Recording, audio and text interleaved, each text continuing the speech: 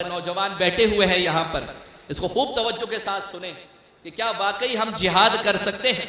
हमारे अंदर वो दम है, वो खम है, हमारे अंदर वो सलाहियत है कि हम जिहाद कर सकते हैं।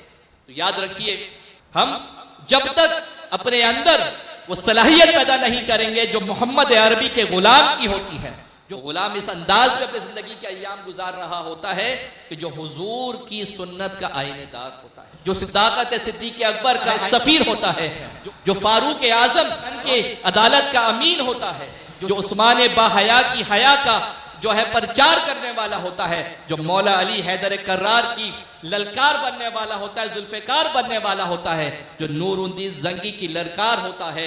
और जब तक वो सलाहुद्दीन अय्यूबी की तैगे बेकरार नहीं बन जाता, जब तक वो आला हजरत इमाम अहमद रजा का रिजवी शेर नहीं बन जाता, जब तक वो इकबाल का शाहीन नहीं बन जाता, तो उस वक्त तक वो कभी भी फतह नहीं कर सकता बैतुल मुक़द्दस। क्यों नहीं कर सकता, कैसे नहीं कर सकता, उसकी वजह क्या है? उसकी वजह भी इकबाल ने बयान की। इकबाल ने बिल्कुल वाज़ेह अंदाज में बयान कर दिया कि नहीं है तेरा नशेमन कसरे सुल्तानी की गुम्बद पर, तू शाहीन है बसेरा कर पहाड़ों की चट्टानों पर। हमने तो बसेरा कहाँ किया? हमने बसेरा किया, हमारे नौजवानों ने बसेरा किया, टिकटॉक पर बसेरा कर लिया, हमारे नौजवानों ने बसेरा किया, यूट्यूब पर बसेरा कर लिया, हमारे नौजवानों ने बसेरा किया तो इंस्टाग्राम की रीलों पर बसेरा कर लिया कि शायद इस तरह या इस तरह हम जो है उस बैतुल मुक़द्दस को फतह करने में कामयाब हो जाएंगे। नहीं, बैतुल मुक़द्दस को जो फतह होगा वो दो उमूर के साथ होगा। दो चीजें हैं जो हमें अपने अंदर पैदा करनी है। मेरे नौजवान यहाँ पे मेरी बात और सुने कि दो उमूर है जो अगर हमने अपने अंदर पैदा कर लिए तो फिर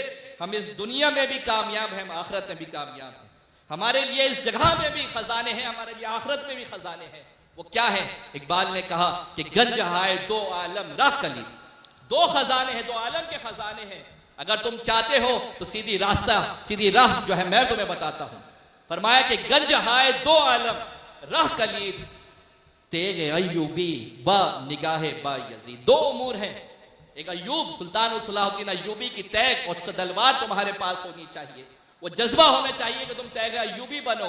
और दूसरी बात तुम्हें जो है वो निगाहे बा यजीद चाहिए। मैं सोच रहा था कि निगाहे बा यजीद क्या है? ये ज़ोहदे बायज़ीद भी इकबाल कह सकते थे, तक़वा बायज़ीद भी इकबाल कह सकते थे, पारसाए बायज़ीद भी इकबाल कह सकते थे, निगाहे बायज़ीद क्यों कहा?